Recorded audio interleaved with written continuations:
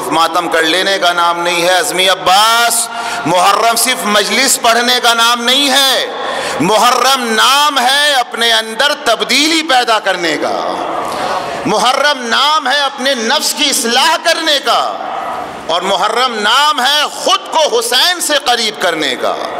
اور اگر یہ چیز نہیں ہو پا رہی ہے تو ہم حسینی کو سوچنے کا یہ مقام ہے کہ پھر ہم محرم میں کیا کر رہے ہیں۔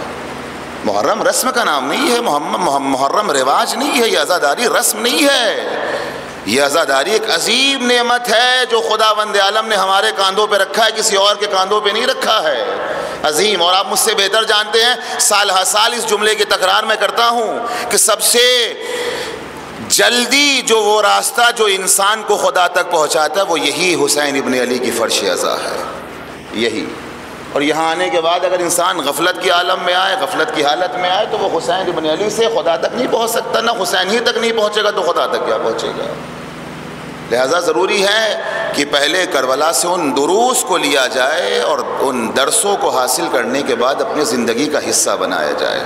دیکھیے بہت دیر تو ہوئی نہیں ہے، شاید گاؤں کے اعتبار سے کچھ دیر ہی آپ سمجھ لیجئے، مگر شہر والوں کے لیے کوئی دیر نہیں ہے۔ شہر میں تو اب مجلسوں کا سلسلہ شروع ہوتا ہے جی، چونکہ بہرحال بہت سے افراد یہاں بیٹھے میری بات کی تائید کریں گے، اور میں خود مشاہدہ ہے، میں دیکھتا ہوں رات کے 2-2 3-3 بجے رات تک مجلس ہو رہی ہے، تو ابھی کوئی بہت دیر نہیں ہوئی ہے کہ آنکھیں بند ہو رہی، یقیناً تھکے ہیں، صبح سے مجلسوں کا سلسلہ ہے، لیکن اس مجلس کو بیداری کے ساتھ پورے گاؤں کی ذمہ داری ہے کہ وہ سنیں جی۔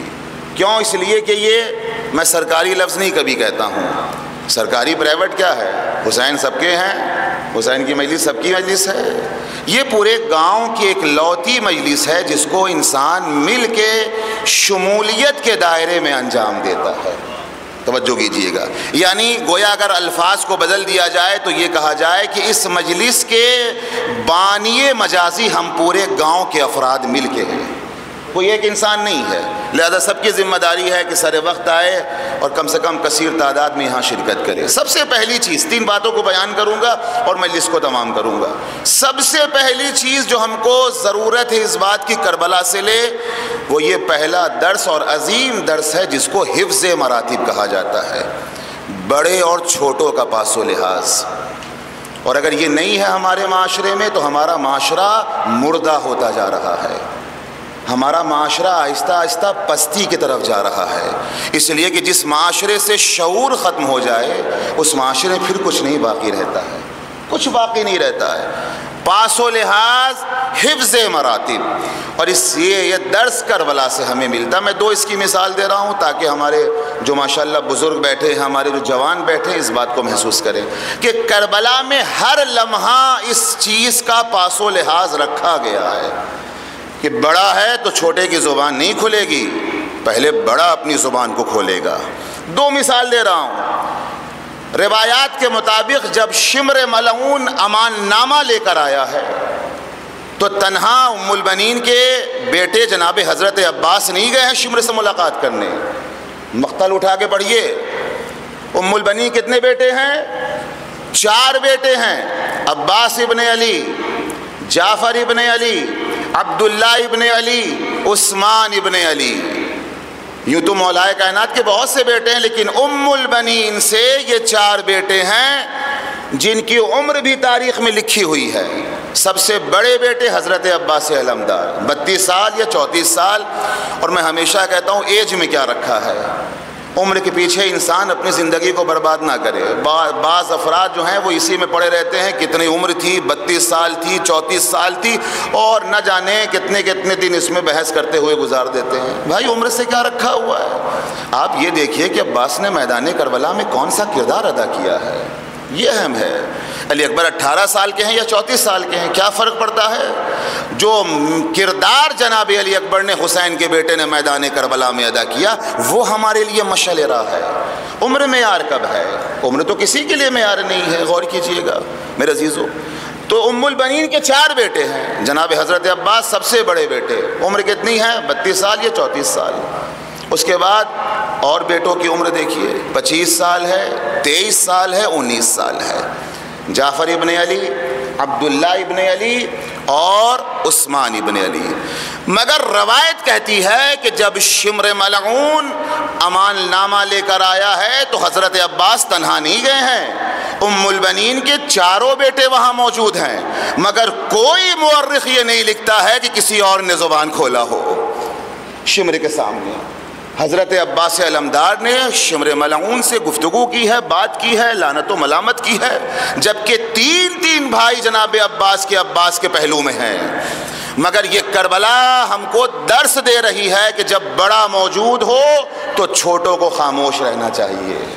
غور کیجیے گا، یہ پہلی مثال جو ہمارے لیے مشعل راہ ہے۔ یوں تو بہت سی مثالیں ہیں، دامن وقت میں گنجائش نہیں کہ ساری مثالوں کو آپ کے سامعتوں کے حوالے کیا جائے۔ دوسری مثال آپ اٹھا کر دیکھیے، شب عاشور، کہ جب امام حسین تقریر کر چکے ہیں اور چراغ کو گل کر دیا، اور اب جب چراغ کو جلایا ہے تو اس کے بعد بھی کچھ تقریریں نظر آتی ہیں کربلا کے میدان میں جی۔ اور اب یہاں بھی حفظ مراتب، بنی ہاشم زبان کھول رہے ہیں تو اصحاب و انصار خاموش ہیں؟ نہیں، جب تک ان کی زبان چلے گی ہمارے اندر جرأت نہیں ہے کہ بنی ہاشم کے سامنے ہم اپنی زبان کو کھولیں۔ یہ حفظ مراتب ہے، بڑے چھوٹوں کا پاس و لحاظ رکھا جا رہا ہے جو کربلا سے ہمیں مل رہا ہے۔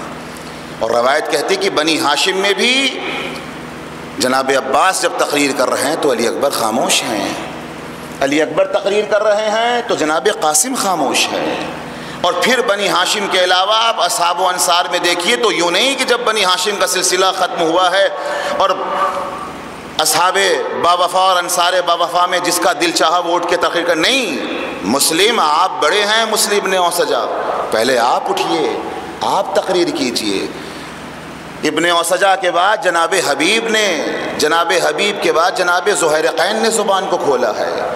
اور یہ ساری چیزوں سے ہمیں یہی درس ملتا ہے کہ کربلا جہاں سارے دروس کو اپنے چاہنے والوں اور اپنے ماننے والوں کے سامنے پیش کرتی ہے، وہاں ایک درس یہ بھی ہے کہ انسان اپنے معاشرے اور سماج میں حفظ مراتب کا خیال رکھے۔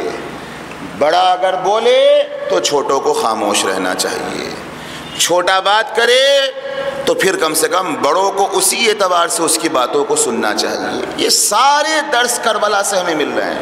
اگر ان باتوں پہ ہماری نگاہ نہیں ہے، ان چیزوں کو ہم اپنی زندگی میں نہیں اتار پا رہے ہیں، تو پھر ہم کربلا سے کیا حاصل کر رہے ہیں؟ اور اب تک ہم نے کربلا سے کیا حاصل کیا؟ پہلی چیز جس کا آج میں ذمہ داری سے پھر کہہ رہا ہوں، 1447 کا یہ محرم اور اس محرم کی پہلی مجلس اس عزا خانے کی، چہار روزے کی، جس مجلس میں یہ علل اعلان کہہ رہا ہوں کہ آج ہر معاشرے کی ضرورت ہے کہ اپنے معاشرے میں انسان اس چیز کو زندہ کرے، کربلا سے زندہ کرے کہ حفظ مراتب ہمارے معاشرے کا حصہ ہونا چاہیے۔ غور کیجئے گا، آج کیا ہے، بڑا اگر بول رہا ہے تو چھوٹے اہمیت نہیں دے رہے ہیں، بڑے اگر باتیں کر رہے ہیں تو چھوٹوں کو احترام نام کی چیز نہیں ہے۔ سمجھنا چاہیے کہ ہمارا بڑا ہے، ہمارا بزرگ ہے، ہم اگر حسینی ہیں تو یہ چیز ہماری زندگی کا حصہ بننا چاہیے، تب جا کے ہم صحیح حسینی بن سکتے ہیں۔ اور اگر نہیں ہے، یا اللہم صلی علی محمد وآل محمد۔ کربلا نے اس فرق کو بیان کیا ہے، کربلا نے مذہب اور ذات پات کے فرق کو نہیں رکھا ہے۔ ہم اس میں بھی ڈوبے رہتے ہیں جی، اس میں بھی ہم ڈوبے رہتے ہیں جی، نہیں ہم تو سادات ہیں، اچھی بات ہے آپ سادات ہیں، آپ کا مقام بلند ہے، اولاد فاطمہ زہرا اولاد رسول میں سے ہیں، آپ کا مرتبہ، آپ کی عظمت روایات اور احادیث کے روشنی میں ہی بلند ہے، لیکن صرف یہ نہ ہو کہ انسان اسی پہ فخر کرے۔ بقول مولا کائنات حضرت علی بن ابی طالب علیہ السلام، اللہم صلی علی محمد وآل محمد، کہ جس کو اعمال پیچھے چھوڑ دیتے ہیں پھر اس کو حسب و نسب بھی کبھی بلند نہیں کر سکتا ہے، کبھی نہیں۔ حسب و نسب کے ساتھ اچھا اعمال ہونا ضروری ہے، اچھے کردار کا ہونا ضروری ہے، یہ پہلی چیز۔ اور بہت توجہ سے اور میں بہت جسے کہا جائے گزارش کے ساتھ ان چیزوں کو بیان کر رہا ہوں کہ یہ چیز ہمارے معاشرے کا حصہ بنے۔ آج کیا ہو رہا ہے، جوانوں کا جو دل چاہتا ہے اس کام کو انجام دے کے اپنی زندگی کے قدم کو آگے بڑھا دیتے ہیں. نہ بڑوں سے پوچھنا ہے, نہ بزرگوں کی رائے مشورے کو لینا. نہیں, اگر تم حسینی ہو, حسینی بننا چاہتے ہو تو اپنے بزرگوں کا احترام کرو, اپنے بڑوں کا پاس و ادب رکھو, اور کوئی کام کرنے سے پہلے اپنے کم سے کم بزرگوں سے رائے مشورہ لے لو. یہ کربلا نے بتایا ہے, کربلا نے بتایا ہے, ورنہ میں آپ کو بتاؤں اور آپ مجھ سے بہتر جانتے ہیں, امام حسین کے بعد کربلا میں عباس سے زیادہ کوئی شجاع نہیں ہے, کوئی نہیں ہے. لیکن کیا جناب حضرت عباس علمدار نے اپنی شجاعت اپنے انداز میں دکھائی ہے؟ نہیں, آقا کے مطیع اور فرما بردار ہیں. آقا کا اذن ہوگا تو میں شجاعت کے جوہر دنیا کو دکھاؤں گا, نہیں ہوگا تو زباں پہ کوئی چوچرا بھی نہیں ہوگا, کوئی شکوہ بھی نہیں ہے. یہ کیا ہے؟ یہ درس کربلا سے مل رہا ہے, پہلی چیز. دوسری اور تیسری چیز کیا ہے کہ اگر ایک حسینی بننا چاہتا ہے تو ایک حسینی کے لیے یہ دو چیزیں بہت اہم ہیں. تب جا کے انسان ان کاموں کے ذریعے سے اور ان اعمال کے ذریعے سے اپنے آپ کو کچھ حد تک سید الشہداء سے قریب کر سکتا ہے. دوسری چیز ہے اخلاق کا اچھا ہونا. سب کچھ ہو مگر اخلاق نہ ہو تو یہ انسان کبھی حسینی نہیں بن سکتا ہے, کبھی بھی نہیں. اخلاق کی بہت فضیلت ہے, اخلاق کا ایک بہت بلند مرتبہ اسلام میں ہے. آپ قرآن پڑھیے, روایات پڑھیے, اور میں قرآن کی کوئی آیت نہیں پیش کروں گا, کوئی روایت نہیں پیش کروں گا. اخلاق کی اہمیت کو میں ایک عالم دین جو ایک بہت بڑے میتھ کا علم رکھنے والے, ریاضی, میتھ کے ذریعے سے انہوں نے اخلاق کی اہمیت کو ثابت کیا ہے. اور بہت دو چار والی بات بہت آسان لفظوں میں دنیا والوں کو بتایا کہ دیکھو اگر زندگی میں سب کچھ ہے مگر اخلاق نہیں ہے تو اس انسان کی شخصیت اور اس کی حیثیت کا کوئی ویلیو نہیں ہے, کوئی ویلیو نہیں ہے. وہ کہتے ہیں, مثال دیتے ہیں, بہت آرام سے میں اس چیز کو سمجھا رہا ہوں جو انہوں نے سمجھایا ہے. نام کیا ہے؟ ابو جعفر ابن محمد, یہ ان کا نام ہے. ریاضی اعتبار سے, میتھ کے اعتبار سے جہاں بہت بڑے فلسفی ہیں, میتھ کا علم رکھنے والے ہیں, بہت بڑے دانشور اور عالم دین ہیں, انہوں نے میتھ اور ریاضی اعتبار سے دنیا والوں کو اخلاق کی اہمیت کا اندازہ بتایا ہے. وہ کہتے ہیں کسی انسان کے پاس اگر اخلاق ہے, توجہ کیجئے گا, کسی انسان کے پاس اگر اخلاق ہے تو میں اس کو 1 نمبر دیتا ہوں. کتنا؟ 1 نمبر. اس ایک پہ ابھی آپ زیادہ فکر نہ کریں, پہلے پوری بات سن لیں پھر محسوس کیجئے گا. ابو جعفر ابن محمد کہتے ہیں کہ اگر کسی انسان کے پاس اخلاق ہے تو میں اس کو 1 نمبر دیتا ہوں, کل 1 نمبر. اور اگر اخلاق کے ساتھ ساتھ اس کے پاس مال و دولت ہے تو اس کو 1 0 اور دیا جائے گا, مگر یہ 0 اس 1 کے بائیں طرف نہیں رکھا جائے گا, دائیں طرف رکھا جائے گا. غور کیجیے, کہاں رکھا جائے گا؟ بائیں طرف نہیں رکھا جائے گا. اس 0 کہاں رکھا جائے گا؟ رائٹ, داہنی طرف. کتنا بنے گا اب؟ 10 بنے گا. اب کہتے ہیں کہ اخلاق کے ساتھ ساتھ اگر اس کے پاس مال و دولت ہو, اور مال و دولت کے ساتھ ساتھ اگر اس کے پاس حسن ہو تو اس کو 1 0 اور دیا جائے گا. اور کہاں رکھا جائے گا؟ اسی دائیں طرف. اب کتنا ہوگا؟ 100. پھر کہتے ہیں اخلاق کے ساتھ ساتھ اگر مال و دولت ہو, حسن ہو, اور حسن کے ساتھ ساتھ اگر اس کا حسب و نسب اچھا ہو تو اس کو 1 0 اور دیا جائے گا. اور وہ 0 پھر کہاں رکھا جائے گا؟ اسی دائیں طرف. کتنا ہو جائے گا؟ کتنا ہوگا؟ 1000. اب کہتے ہیں کہ یہ سب کچھ ہو مگر اخلاق نہ ہو تو بڑی خاموشی سے اس 1 کو ہٹا لیا جائے گا. نہیں غور کیا میرے عزیزو؟ اب وہ کہتے ہیں کہ سب کچھ ہو, اس کے پاس حسن ہو, اس کے پاس دولت ہو, اس کے پاس ثروت ہو, اس کا حسب و نسب بھی اعلیٰ ہو, مگر اخلاق کے اس پہ وہ 0 ہو تو اس 1 کو ہٹا لیا جائے گا. جب 1 ہٹ جائے گا تو اس 0 کا کوئی ویلیو نہیں رہے گا. اسی طریقے سے زندگی میں سب کچھ ہو مگر اخلاق نہ ہو تو پھر اس انسان کی حیثیت بالکل 0 کی طرح. زیرو کی طرح ہے۔ لہٰذا یہ ضروری ہے، ہماری ذمہ داری ہے کہ ہم اگر حسین ابن علی کے چاہنے والے بننا چاہتے ہیں اور حسینی، صحیح حسینی بننا چاہتے ہیں، دیکھیے چیزوں کو انجام دینے کے لیے ایک چیز میں بالکل کلیئر کر دوں، میں اپنے لیے بھی یہ بات کہہ رہا ہوں اور آپ سب بھی اپنے اوپر لے سکتے ہیں، قطعاً یہ غلط فہمی میں نہ رہیں کہ عظمی عباس تم نہیں رہو گے تو چار روزے میں اور یہاں وہاں کی مجلسیں نہیں ہوگی۔ نہیں، ہم سے اچھے اچھے خطیب دنیا میں بیٹھے ہیں، ہم نہیں ہوں گے۔ حسین کا کام کبھی رکنے والا نہیں ہے، کبھی نہیں، کبھی بھی نہیں۔ کوئی بانی ہو، بانی مجازی ہو، امام بارگاہوں کو سجاتا ہو، فلاں کاموں کو انجام دیتا ہو، یہ کسی اور کے لیے نہیں کر رہا ہے یہ انسان۔ اگر یہ کام حسین ابن علی کے لیے ہے تو مطمئن رہے کہ زندگی میں بھی جزا دیں گے حسین ابن علی اور مرنے کے بعد بھی عظیم جزا ملے گی، اگر یہ کام حسین ابن علی کے لیے ہے۔ لیکن صرف کام یہ نہیں کہ انسان کاموں کو انجام دے، مجلسوں کو پڑھ لے، نوحہ خوانی کر لے، سوس خوانی کر لے، مرثیہ خواہ بن جائے، نہیں، ان ساری چیزوں کے ساتھ اگر حسین کا سچا عاشق انسان بننا چاہتا ہے اور صحیح حسینی بننا چاہتا ہے تو اس کا اخلاق سب سے ہائی لیول پہ ہونا چاہیے، سب سے ہائی۔ ورنہ آپ جانتے ہیں بہت حسین ہیں آپ، بہت خوبصورت ہیں، بہت بڑے آپ کسی منصب پر ہیں، بہت پیسے والے آپ ہیں، ہوں دنیا تو آپ کے پاس جب جائے گی جب آپ کا اخلاق اچھا ہوگا۔ یہ بڑوں کا ادب کیا ہونا چاہیے، کیسے زندگی گزارنا چاہیے، میدان کربلا سے ہمیں زندگی کا شعور لینا چاہیے۔ اگر یہ چیزیں نہیں ہیں، مطیل بھائی آگے آ جائیں، صلوات پڑھ دیں محمد و آل محمد پر۔ خوب دیکھیے جو کولر کے پاس ہیں وہ زیادہ ٹھنڈے ہو رہے ہیں، ان کی صلوات سب سے گرم ہونی چاہیے۔ اللہم صلی علی محمد و آل محمد، ایک اس سے بہتر صلوات پڑھے محمد و آل محمد پر۔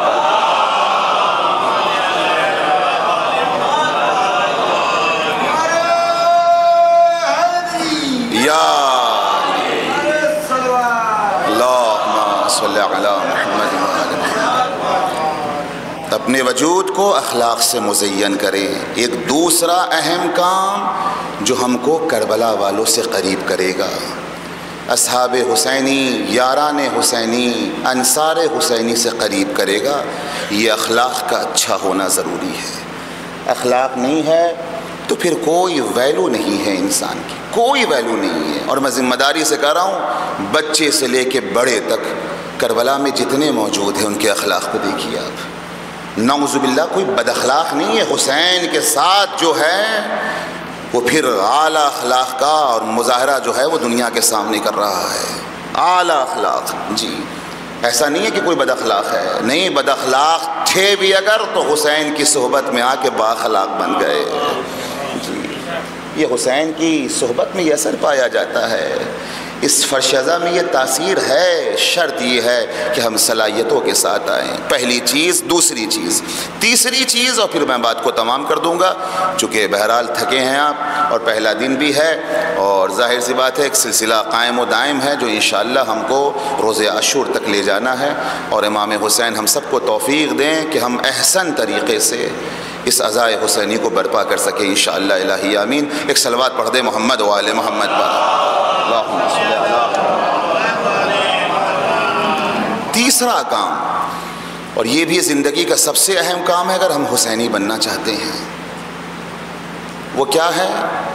جتنا ہو سکے ہم دوسروں کے کام آئیں، جتنا ہو سکے ہم دوسروں کے کام آئیں۔ آغائے آیت اللہ مرجع وقت اپنے زمانے کے فاضل لنکرانی، نام تو بعض لوگوں نے سنا ہی ہوگا، ان کی تقلید آذربائیجان اور ادھر کے ممالک ملکوں میں بہت زیادہ کی جاتی ہے۔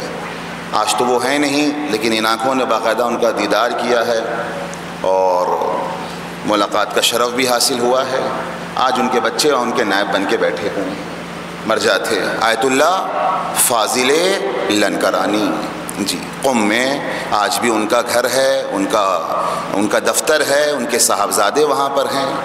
وہ کہتے ہیں فاضل لنکرانی آیت اللہ مرجع وقت اپنے زمانے کے جو مرجع تھے جن کی لوگ تقلید کرتے تھے، وہ کہتے ہیں کہ میں اسلام کو 50 سال سے پڑھ رہا ہوں۔ غور کیجئے گا، کتنے سال سے؟ 50 سال سے۔ ایک مرجع کا یہ جملہ آسان نہیں ہے.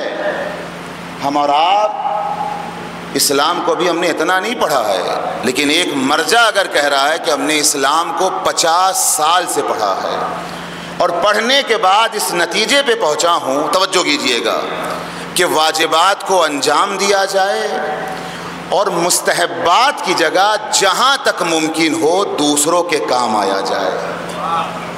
میرے عزیزو ذرا سا بیداری کا ثبوت دیتے رہیں. واجبات کو انجام دیا جائے اور مستحبات کی جگہ جہاں تک ممکن ہو ہم دوسروں کے کام آئیں. اور پھر کہتے ہیں کہ میدان محشر میں اگر خدا پوچھے کہ تم نے مستحبات کو انجام کیوں نہیں دیا تو کہنا فاضل نے کہا تھا. اللہ رے اعتماد، کہنا فاضل نے کہا تھا. لہٰذا یہ حسینی اگر بننا چاہتے ہیں تو ایک صفت ہماری یہ ہونی چاہیے کہ ہم جتنا ہو سکے اپنے زندگی میں دوسروں کے کام آئیں. دیکھیے دوسروں کا کام بگاڑنے والے بہت مل جائیں گے مگر کام بنانے والوں کی تعداد بہت کم ہے. میں آپ سے سچ کہہ رہا ہوں. اور کہیں نہ کہیں غور و فکر کریں، آج ہمارے اندر وہ صلاحیت پیدا نہیں ہو پا رہی. اس کی وجہ یہی ساری چیزیں ہیں. حسد ہمارے اندر ہے، بغض ہمارے اندر ہے. معذرت کے ساتھ ہم دوسروں کے کام کو بگاڑنے پہ لگے ہوئے ہیں. اگر ان تمام تر برے افعال سے اپنے وجود کو ہم مزین کر لیں، یعنی ہٹا دیں، اور اچھے اعمال سے اپنے وجود کو مزین کر لیں، تو یقین جانیے یہ دروازہ تو کل سے آج تک نہیں، ہمیشہ کھلا ہے. شرط یہ ہے کہ ان صلاحیتوں کے ساتھ ہم یہاں پر آئیں. تیسرا اہم کام کیا ہے؟ دوسروں کے کام آئیں. علامہ ہلی وہ اپنی کتاب میں، کتاب کا نام ہے منہاج الیقین فی فضائل امیر المؤمنین، توجہ کیجئے گا. اس کتاب میں وہ واقعہ نقل کرتے ہیں اور ان سے نعمت اللہ جزائری، آیت اللہ نعمت اللہ جزائری نے بھی اس واقعہ کو نقل کیا ہے. واقعہ یوں ہے، اور یہ جملہ بھی ذہن میں رہے، اسی کے پس منظر میں یہ واقعہ ہے کہ جتنا ہو سکے مستحبات کی جگہ دوسروں کے کام آئیں. دوسروں کے کام آئیں، دوسروں کی مجبوریاں کو سمجھیں. ایک مومن کی پہلی صفت جو ہے وہ کیا ہے کہ وہ ہمیشہ حسن ظن سے کام لیتا ہے، سوء ظن سے کام نہیں لیتا ہے. ہم کیسے مومن ہیں کہ سب سے پہلے ہمارے ذہن میں لوگوں کے لیے سوء ظن ہی آتا ہے، حسن ظن نہیں آتا ہے. وہاں تک پہنچنے کے لیے قربانی ضروری ہے. نعمت اللہ جزائری علامہ ہلی اپنی کتاب میں لکھتے ہیں ایک شخص عراق کا رہنے والا تھا. غور کیجئے گا، بس یہ واقعہ ایک دلیل کے طور پر بیان کر رہا ہوں کہ جتنا ہو سکے ہم دوسروں کے کام آئیں. دلیل کے طور پر اگر ہم حسینی بننا چاہتے ہیں یا اس میں ہماری شمولیت ہونی اگر ہے تو پھر ہماری ذمہ داری ہے کہ ہم دوسروں کے کام آنا سیکھیں. وہ لکھتے عراق کا رہنے والا تھا، نام لکھا ہے عبداللہ ابن مبارک. عبداللہ ابن مبارک کہاں کا رہنے والا تھا؟ عراق کا رہنے والا تھا. لکھا ہے کہ یہ انسان، اس کی ہر سال سعی اور کوشش رہتی تھی کہ یہ حج پر جائے، حج کو نہ چھوڑے، حج کو نہ ترک کرے. ہر سال یہ حج پہ جایا کرتا تھا یہ انسان. ایک سال موسم حج قریب آیا اور حج کی آمادگی اس نے کی، حج کا ارادہ کیا اور جیب میں روایت بتاتی ہے 500 دینار لے کے گھر سے نکلا، جانور خریدنے کے لیے جانور منڈی کی طرف گیا. قبل اس کے کہ وہاں اس بازار تک پہنچتا، عبداللہ ابن مبارک کہتے ہیں کہ جیسے میں نے آدھا راستہ طے کیا تو میں نے کیا دیکھا، ایک محجب بی بی، باحجاب بی بی کوڑے کی ڈھیر پر بیٹھ کے مری ہوئی مرغی کے پروں کو چھل رہی ہے. یہ کہتے ہیں کہ میں بہت حیرت زدہ، بہت زیادہ مجھے تعجب ہوا کہ حجاب شرعی بھی ہے. اس کا مطلب یہ ہے کہ جب حجاب ہے تو کم سے کم احکام شرعی کو بھی جانتی ہوگی. یہ کون سی بی بی ہے، یہ کون سی خاتون ہے کہ جس کو اتنا نہیں معلوم کہ مردار جو ہے وہ حرام ہوتا ہے، نجس ہوتا ہے. یہ کہتے ہیں جب مجھ سے نہیں رہا گیا تو میں قریب گیا اور جانے کے بعد میں نے پوچھا، بی بی خدا کے لیے کام نہ کریں، آپ کو نہیں معلوم ہے مری ہوئی مرغی مردار جو ہے وہ حرام ہوتی ہے، نجس ہوتی ہے، اس کا کھانا حرام ہے. تو یہ کہتے ہیں کہ ادھر سے جواب ملا کہ آپ اپنا کام کریں، مجھے میری حالت پہ چھوڑ دیں. جو کتاب کا جملہ ہے میں وہ آپ کی سماعتوں کے حوالے کر رہا ہوں. آپ اپنا کام کریں، مجھے میری حالت پہ چھوڑ دیں۔ مجھے معلوم ہے کہ مری ہوئی مرغی حرام ہے اور حرام چیزوں کا کھانا جو ہے وہ جائز نہیں ہے۔ کم مجھے اور زیادہ تعجب ہوا، ایک انسان لا علمی کے بنا پہ کام کرے تو وہاں تو بات سمجھ میں آتی ہے، اور ایک انسان علم رکھتے ہوئے اگر ایسا کام کرے تو وہاں تو اور زیادہ انسان کا دماغ جو یہ ہو جاتا ہے۔ تو یہ کہتے ہیں میں پھر قریب گیا، جانے کے بعد کہا بی بی خدا کے لیے میں تمہیں خدا کی قسم دیتا ہوں، اپنی حقیقت کو میرے سامنے بیان کرو، آیا کرو، آخر مجھے بھی تو معلوم ہو کہ کیوں تم اس کام کو انجام دے رہی ہو۔ تو عبداللہ ابن مبارک کہتے ہیں کہ جب میں نے خدا کی قسم دی تو اس محجب بیوی نے مجھ سے کہا انا انی علویہ، میں اولاد علی میں سے ہوں۔ کیا ہوں؟ اولاد علی میں سے، یعنی میں سادات ہوں، اولاد علی میں سے ہوں، اور میرا شوہر فوت کر چکا ہے، میری 3 بیٹیاں ہیں جو 3 دن سے گھر میں بھوکی ہیں، اور بھوک سے چہرے کی رنگت بدل گئی ہے۔ میری ضمیر گوارا نہیں کرتی ہے کہ میں کسی کے سامنے دستے سوال پھیلاؤں۔ یہ ہے معیار، یہ ہے معیار خدا کی قسم۔ سادات بننا اور ہے، اور سادات کے کردار کو اپنانا یہ اور ہے۔ توجہ کیجئے گا، بھوکی ہوں، میرے بچے بھوکے ہیں، مگر میری ضمیر گوارا نہیں کرتی کہ میں کسی کے سامنے ہاتھ پھیلاؤں۔ لیکن چونکہ دوسری طرف میں یہ بھی جانتی ہوں کہ قرآن کی آیت ہے، احادیث ہے، کہ جب کیفیت ایسی ہو تو پھر یہ مردار اس کے لیے جائز ہو جاتا ہے، اس حد تک جائز ہو جاتا ہے کہ جس تک اس کی جان باقی رہ جائے۔ تو لہٰذا میں اس مری ہوئی مرغی کے پروں کو چھیل رہی ہوں تاکہ میں اپنے گھر لے جا کے اپنے بچیوں کی بھوک کو ختم کروں۔ عبداللہ ابن مبارک کہتے ہیں کہ میں نے ایک آہ سانس لی، اور لینے کے بعد میں نے اپنے آپ سے کہا عبداللہ کیا اس سے بڑا بھی کوئی حج ہو سکتا ہے؟ عبداللہ کیا اس سے بڑا بھی کوئی حج ہو سکتا ہے؟ جب میں نے اپنے آپ سے سوال کیا تو میں نے فوراً اپنے ہاتھ اپنے جیب میں ڈالے، اور وہ 500 درہم جو میں جانور خریدنے کے لیے لے جا رہا تھا میدان مینا میں قربانی کرنے کے لیے، میں نے کہا بی بی اگر زحمت نہ ہو تو اپنے دامن کو پھیلائیں۔ اس بی بی نے اپنے دامن کو پھیلایا۔ عبداللہ ابن مبارک کہتے ہیں کہ میں نے وہ 500 درہم اپنے جیب سے نکال کے بی بی کے دامن پہ رکھ دیا۔ وہ محترمہ جاتے جاتے مجھے دعائیں دیتی ہوئی چلی گئی۔ میرے دل میں اتنی مسرت اور خوشی محسوس ہوئی کہ ایک اولاد علی نے آج مجھے دعاؤں سے نوازا ہے۔ اللہ اکبر۔ اور بے پناہ مجھے اندر سے مسرت اور خوشی محسوس ہو رہی تھی، ٹھکانہ نہیں تھا خدا کی قسم۔ وہ کہتے ہیں کہ اب وہ پیسہ جب دے دیا تو میں نے وہیں حج کا ارادہ ملتوی کر دیا، چونکہ جب میں نے دل میں یہ فیصلہ کر لیا کہ اب اس سے بڑا کوئی حج نہیں ہے۔ اللہ رے فیلنگ، اللہ رے جذبہ یہ ہر کسی کے اندر نہیں آتا ہے، اس کے لیے شعور کا زندہ ہونا ضروری ہے، اس کے لیے امام اور خدا کی صحیح محبت دل کے اندر ہونا ضروری ہے میرے عزیزوں۔ ورنہ میں آپ سے پوچھ رہا ہوں، اپنے آپ سے سوال کر رہا ہوں، اگر ہم زیارت پہ جائیں اور خدا نخواستے کوئی منظر ہماری نگاہوں کے سامنے آ جائے، ہم اگنور کر کے اپنے قدم کو آگے بڑھا دیں گے، لیکن ہم زیارت کو زیادہ ترجیح دیں گے۔ لیکن جو باشعور ہوتا ہے وہ جانتا ہے کہ میرا مولا کس عمل سے خوش ہوگا۔ توجہ کیجیے گا، میرا مولا کس عمل سے خوش ہوگا۔ تو عبداللہ کہتے ہیں کہ دعائیں دیتی ہوئی وہ بی بی چلی تو گئی، اور مجھے بڑی خوشی بڑی مسرت محسوس ہوئی۔ میں بھی اپنے گھر چلا گیا، حج کا میں نے ارادہ ملتوی کر دیا، مکمل طریقے سے ارادہ ملتوی کر دیا۔ حج کے ایام آئے، میں نہیں گیا چونکہ میں نے ارادہ کینسل کر دیا تھا، لیکن ہماری بستی ہمارے شہر سے بہت سے لوگ حج کے لیے روانہ ہوئے۔ میں نے خدا حافظی کیا، ملاقات کی، اور اس کے بعد سے یہاں تک کہ حج کا موسم تمام ہوا، اور ہمارے محلے کے لوگ جب واپس آنے کی تاریخ معلوم ہوئی تو میں شہر کے دیوار کے پاس جا کے کھڑا ہو گیا ان کے استقبال کے لیے، یہ سوچ کے کم سے کم حج پہ نہیں جا سکا تو کم سے کم حاجیوں کا استقبال تو کر لوں۔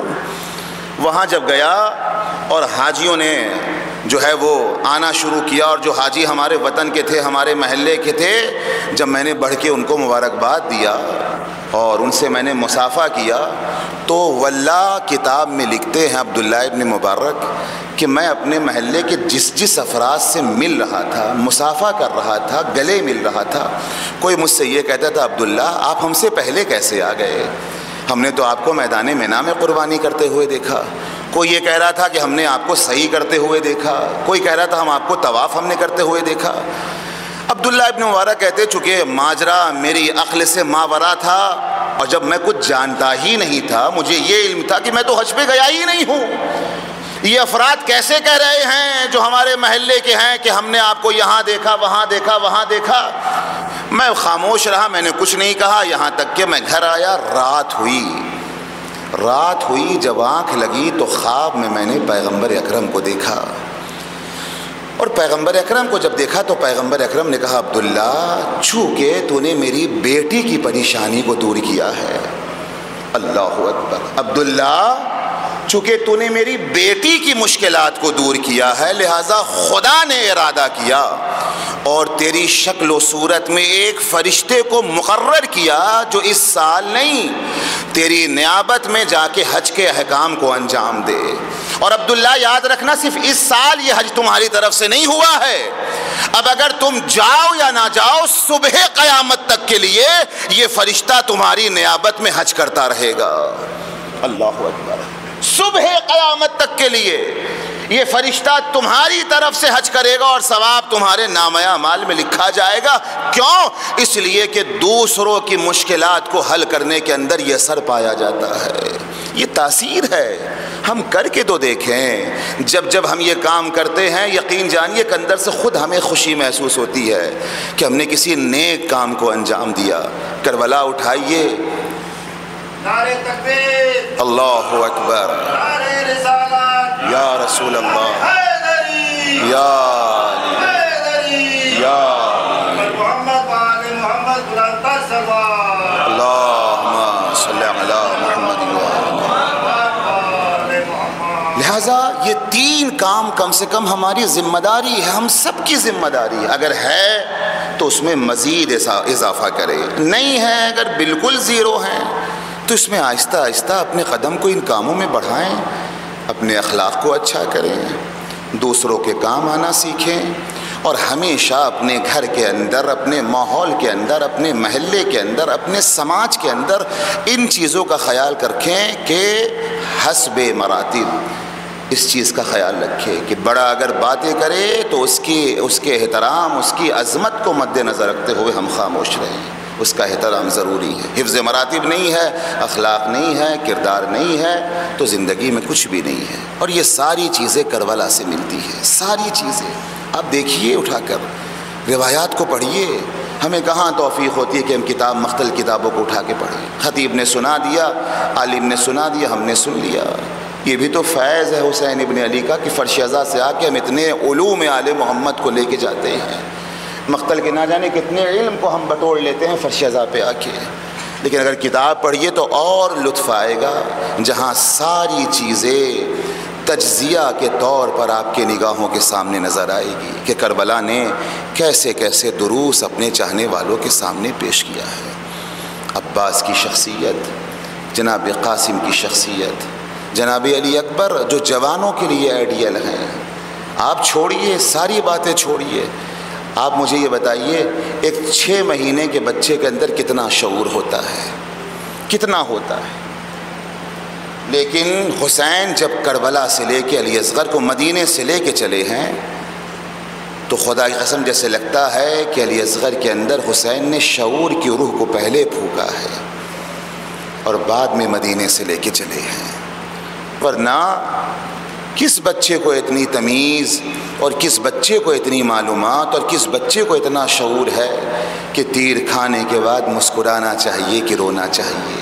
یہ اصغر کا ہنسنا یہ دفعتاً نہیں ہے، اچانک کی چیز نہیں ہے، یہ شعور ہے جو دنیا کے سامنے نکھر کے آ رہا ہے، شعور ہے۔ ورنہ آپ جانتے ہیں نا 6 مہینے کے بچے کی عمر کیا ہوتی ہے، آپ مجھے بتائیں، اور 6 مہینے کے بچے کے ساتھ ساتھ ظالم کی طرف سے جو تیر آ رہا ہے وہ بچے سے کئی گنا زیادہ ہے، کئی گنا زیادہ ہے۔ آسان نہیں ہے، میں پھر کہہ رہا ہوں، پڑھتے پڑھتے سنتے سنتے ہم اتنے عادی ہو چکے ہیں کہ کبھی کبھی ان باتوں کا ہمارے وجود پہ وہ اثر نہیں ہوتا ہے جو ہونا چاہیے موجود ہے۔